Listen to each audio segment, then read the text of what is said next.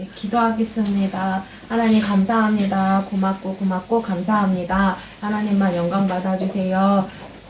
저번 주에 이어서 주님 저번 주에 간증했던 것을 또 한번 간증하고 또 추가로 주님 간증하려고 합니다. 주님 붙들어 주시고 제 입술 주장하셔서 우리 예수님만 드러나고 우리 예수님만 기뻐하시는 간증될 수 있게 축복해 주세요.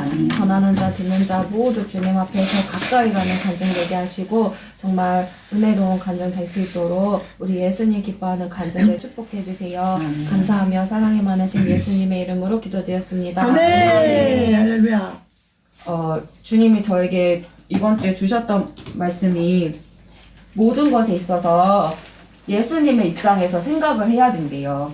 그러니까 예수님이 우리가 예수님의 입장을 생각 안 하고 항상 자신의 안위와 자신의 그런 것을 생각을 하잖아요. 그런데 예수님은 그게 정말 원하는 신부의 모습을 내가 만약에 연단을 받고 고난이 왔을 때 예수님의 입장에서 생각을 해보는 거예요. 그리고 혹여나 예언으로 책망을 들어도 나는 나 그렇게 생각하지 않는데 예수님은 아니라고 대답하면 아닌 걸 인정하셔야 돼요.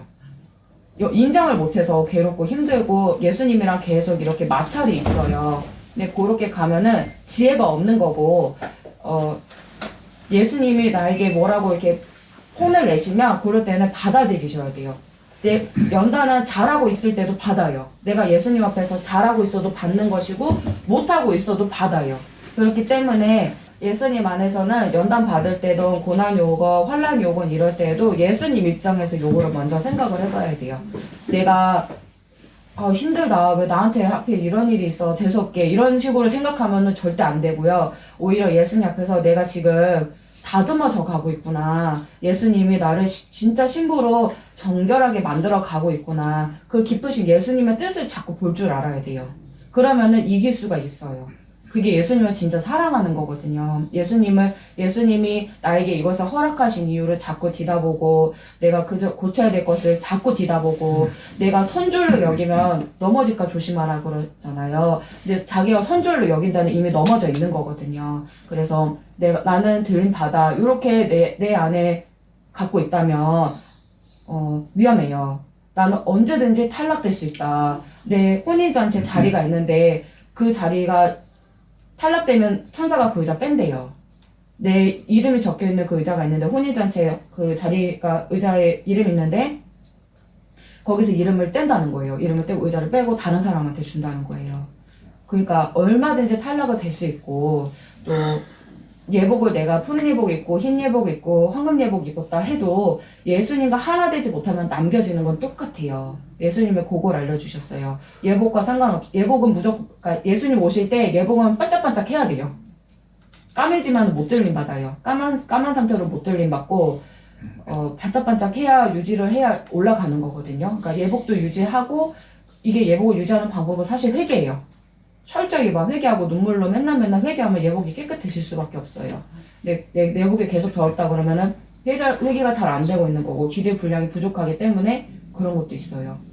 그러니까 그거를 유념하시고 또 주님께서 연단하실 때는 절대로 불평불만하지 아니하고 하나님께서 이것을 허락해 주신 것을 감사해야 돼요. 이번 주에 제가 원래 임플란트를 하기로 돼 있었어요. 월요일날 임플란트를 하게 돼 있었는데 주일날 저녁에 다시 주님께 여쭤봤더니 주님이 안 된다고, 안 하길 원하신다는 거예요. 들림 준비하라고.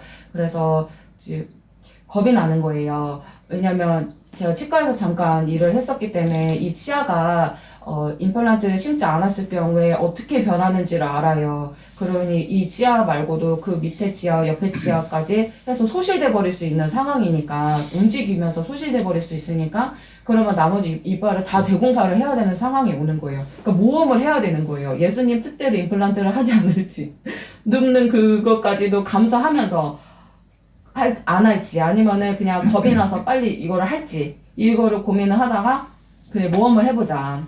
여태 모험했을 때 나빠진 적이 없었어요. 주님이 하라는 대로 했을 때 책임을 져주셨거든요. 그래서 요거를 참고 그래 하지 말자 하고서 월요일날 치과를 이제 예약을 취소한 거예요. 취소했는데 이쪽 이빨이 아픈 거예요. 어금니가 또. 그래서 밥을 먹는데 여기가 또 쑤시는 거예요. 아, 주님, 어떡해요. 저 이빨 남은 거 몇 개 없는데요. 왜냐면, 교정하면서 이빨을 8개 뺐어요. 사람이 4개 뽑고, 이게 앞에 소구치를 4개를 뽑아요. 왜냐면 이제 이빨을 이제 삐쭉삐쭉 하니까 요거 고르게 하기 위해서 이빨을 발치를 하는데, 그래서 이빨 8개가 없고, 또 여기가 또 탈이 나서 결국에 뽑아서 저 9개나 빼서 이빨이 몇 개 없는데, 저 할머니 되면 예수님 저 이빨 다 빠질 것 같아요. 이거 좀 지켜주세요. 너무 아파요. 그랬어요. 근데 마음에 뭐가 오냐면, 아, 내가 이렇게 하나님 의지해야 되는데, 요걸로 또 마음이 나뉠 수 있겠구나. 그래서 예수님께 여기 손을 얹고 기도를 했어요. 예수님, 아픈데 또 이빨이 아파요. 여기 뽑았더니 여기가 또 아파요. 근데 잘 모르겠어요. 근데 이걸로 막 신경이 곤두서는 거예요. 밥을 먹을 때도 신경이 쓰이고.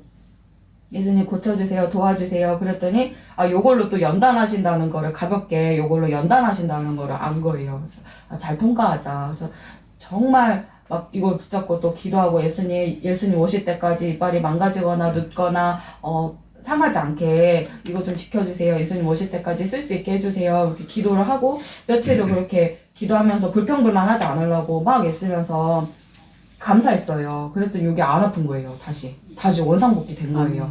그래서 너무 신기하다. 너무 신기하다. 그런 또 체험을 했고, 또 하나는 부끄러운 건데 저희 가정사인데 제 동생이 사기를 당해가지고 빚을 지게 된 거예요. 이제 자기 명의로 돈을 빌려줬는데 그거를 이제 빌려간 분이 이제 안 갚고 있는 상황이 된 거예요. 연락 두절되고.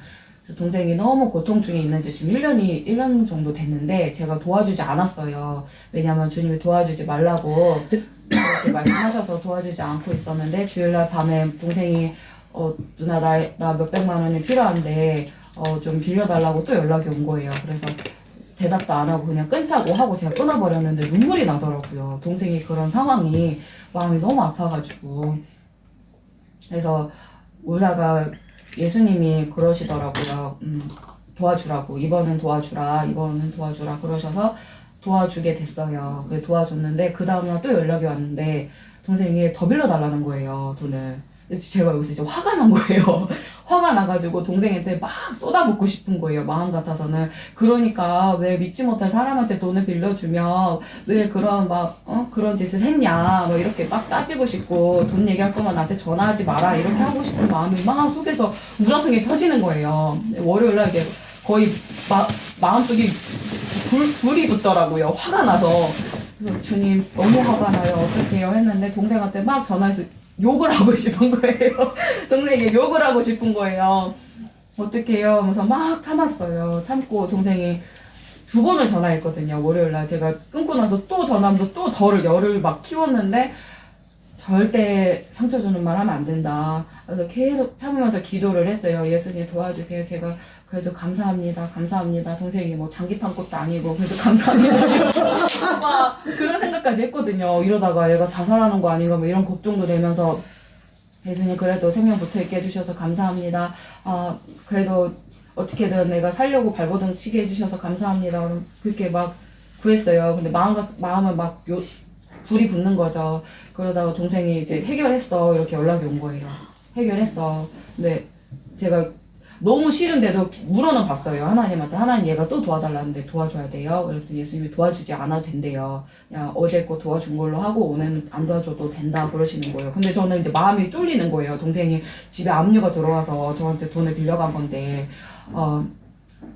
막 시간은 다 돼가고 3시까지 내야 된다고 하는데 3시 넘어서까지 연락이 또 없으니까 불안한 거예요.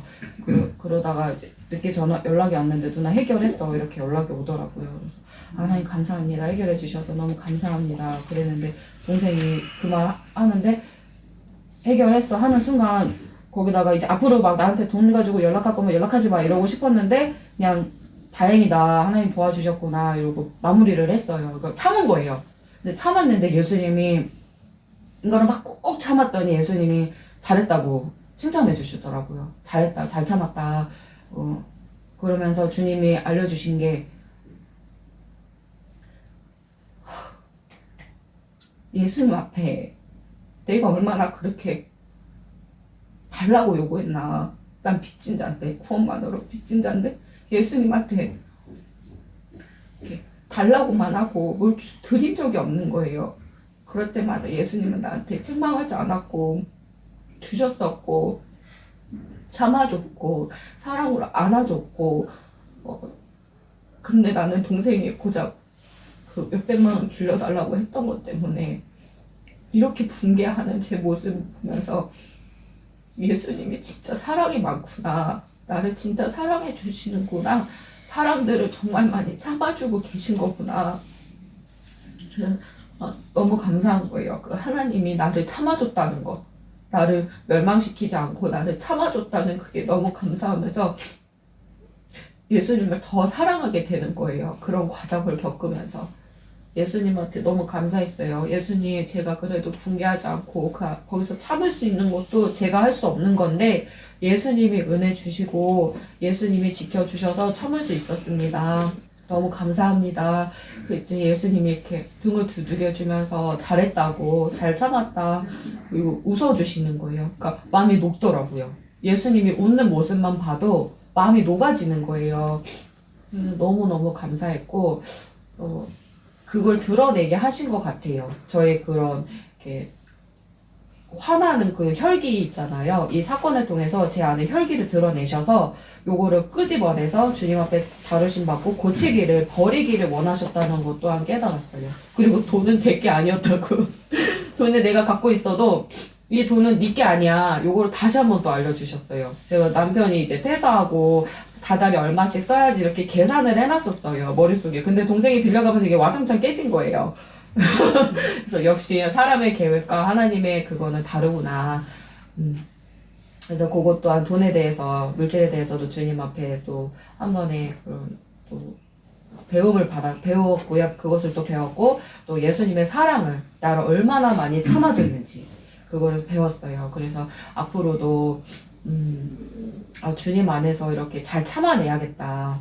정말 속에서 막 불이 나지만 그래도 참고 예수님의 그 깊으신 그 뜻을 자꾸 바라보면서 나아가야겠다라는 그런 결심이 섰고, 이번 주는 그렇게 두 가지의 연단을 받았어요. 가볍게 넘어갔지만, 짧게 넘어갔지만 너무 감사했어요. 그래서 여러분들도 짜잘짜잘하게 올 거예요.